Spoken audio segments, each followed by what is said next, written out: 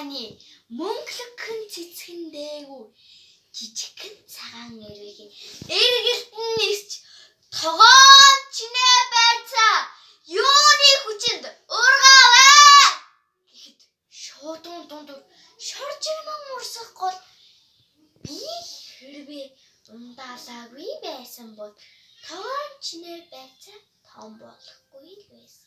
Тэгэхэд нар тэр дээрээс би хэрвээ найртай хүн илчээрэн ээгээгүй байсан бол тогоон чинээ байцаа том болохгүй л байсан гэхэд бутаг бууц өндийж бордоо бид хижээгээгүй байсан бол тогоон чинээ байцаа том болохгүй л байсан гэхэд тогоон чинээ байцаас ирж би үе төмөн ургасан билээ.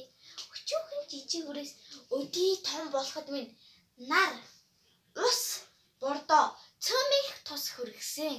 Гэхдээ сувг шуудуу татаж их голоос ус чамайг урсгаагүй байсан бол чи намайг ундаалж чадахгүй л байсан. Хэрвээ намайг наранд авчиж тариагүй байсан бол чи намайг илчээрэн ээлж чадахгүй л байсан. Бордоо чамайг хүн энд авчиж тавиагүй байсан бол чи намайг бундаж тавилтал хоолдож чадахгүй л байсан. Тэгэхээр би хүний л хүчинд тогоон чиний том байцаа болсон юм байна.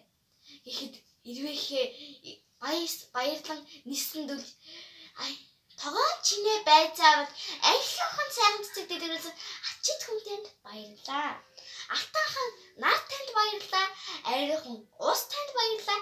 Аятайхан бордоо танд баярлаа гэж уулгалдан хэллээ.